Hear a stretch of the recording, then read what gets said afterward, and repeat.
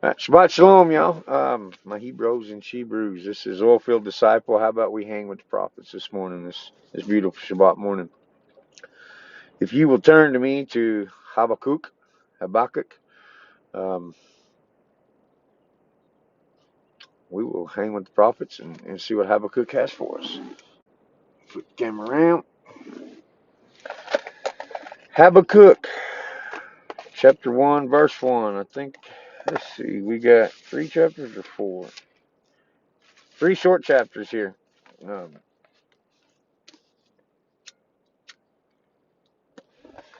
the message which the prophet Habakkuk saw. O Yahweh, till when shall I cry, and you not hear? I cry to you, violence, and you do not save. Why do you show me wickedness, and cause me to see perversity? For ruin and violence are before me, and there is strife and contention arises. Therefore the Torah ceases, and right ruling never goes forth. For the wrong him in the righteous, so that right ruling comes out twisted. Look among the nations and see and be amazed. Be amazed, for a work is being wrought in your days which you would not believe if it were told. See, I am raising up the Chaldean, a bitter and hasty nation, who is going through the breadth of the earth to possess dwelling places that are not theirs. Yahweh is using these people to conquer nations and to come through and deal with Israel. Similar to what I see coming to America, because she doesn't want to hear. The right ruling has failed. No one wants to do the Torah anymore, and the Lord will correct. Verse 7, and they are frightening and fearsome. Their right ruling and their exaltation proceed from themselves. Their horses shall be swifter than leopards and more fierce than the evening wolves, and their horsemen shall charge ahead, and their horsemen come from afar. They fly as the eagle, rushing to eat. All of them come for violence. The direction of their faces is like the east wind, and they gather captives like the sand. And they scoff at sovereigns, and princes are laughing matter to them. They laugh at every stronghold, for they pile up earth and seize it. Then shall he pass on as the wind, and transgress and be guilty, and ascribe this power to his mighty one. Are you not from everlasting, O Yahweh, my Elohim, my set apart one? You do not die, O Yahweh. You have appointed them for a right ruling, O Rock. You have established them for reproof.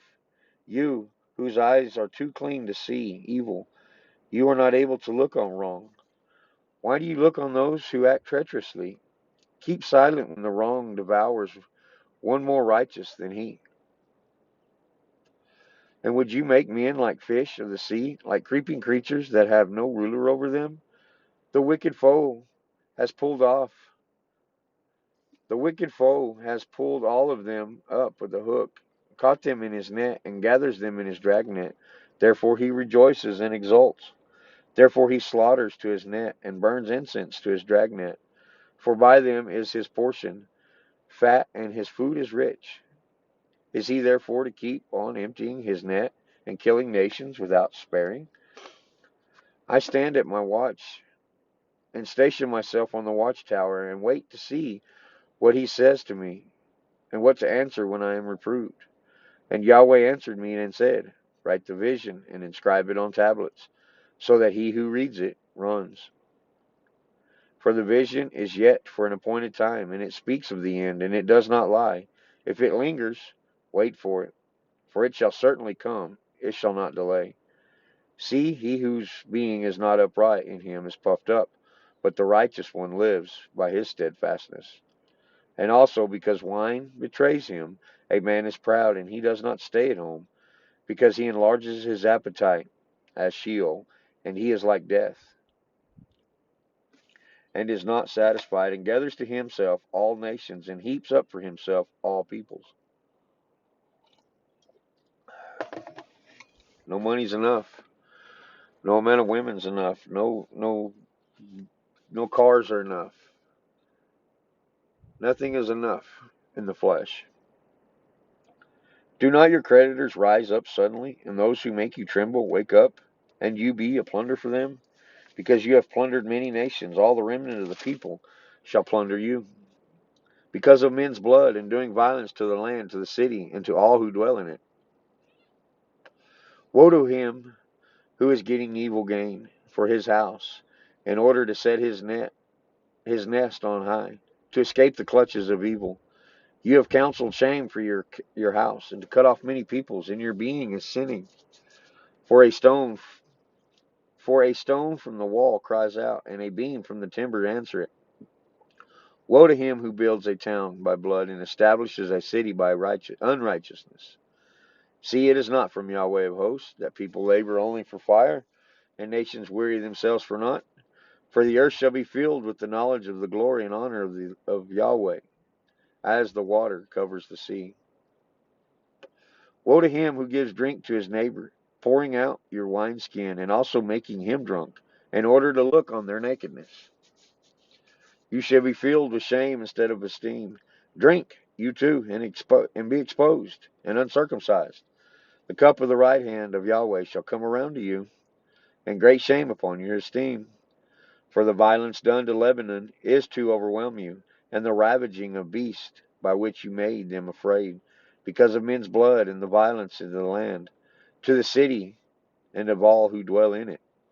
Of what use shall a carved image be?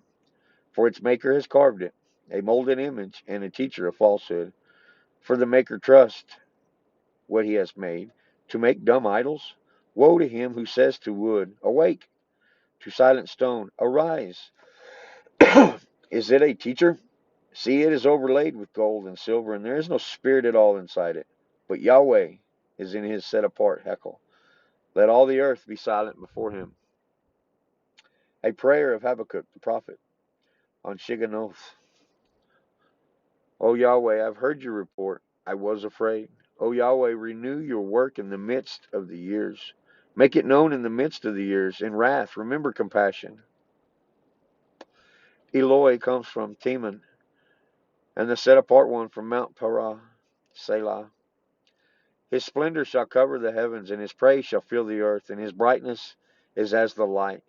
He has rays from his hand, and there is power, and there his power is hidden. Before him goes pestilence, and a burning flame goes forth at his feet. He shall stand and measure the earth, and he shall look and shake the nations. And the ancient mountains are shattered, and the age-old hills shall bow. His ways are everlasting. I saw the tents of Cushan under sorrow, and the curtains of the land of Midian tremble. Shall Yahweh burn against the rivers? Is your displeasure against the rivers? Is your wrath against the sea, that you ride on your horses, your chariots of deliverance? You uncover your bow, the oaths of the rod of the word, Selah. You cut through the earth with rivers, and the mountains shall see you, they tremble. The storm of water shall pass over, and the deep shall give forth its voice. It shall lift up its hands. Sun, moon shall stand in their place. Like light your arrow flies. Like lightning is your glittering spear, and you step through the earth in rage. You thresh the nations in wrath, and you shall go forth to save your people, to save your anointed. You shall smite the head from the house of the wrong, by laying bare from the foundation to the neck. Selah. You shall pierce with his own arrows the head of his leaders. They stormed along to scatter me, rejoicing as if to devour the poor in secret. You shall tread the sea with your horses, and the foaming of many waters. I heard, and my body trembled.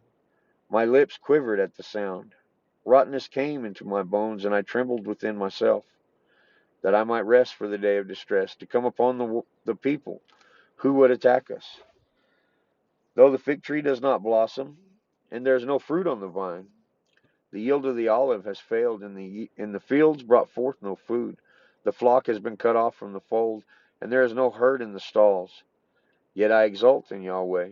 I rejoice in Elohim of my deliverance. Yahweh, the Master, is my strength, and he makes my feet like those of the deer. It makes me walk on my high places, and the chief singer with my stringed instruments.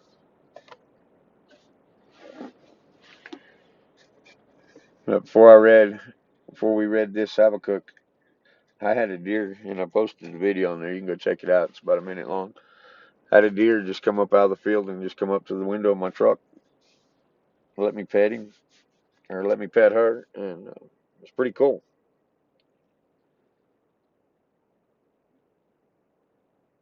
It took us 10 minutes to read this short book.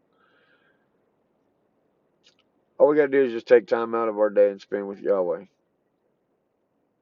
and allow Him to minister and speak to our spirits. We have no idea the abundance that Yahweh has for us. His word can humble us. It can lift us up and exalt us. It can give us joy and peace in a time of trouble.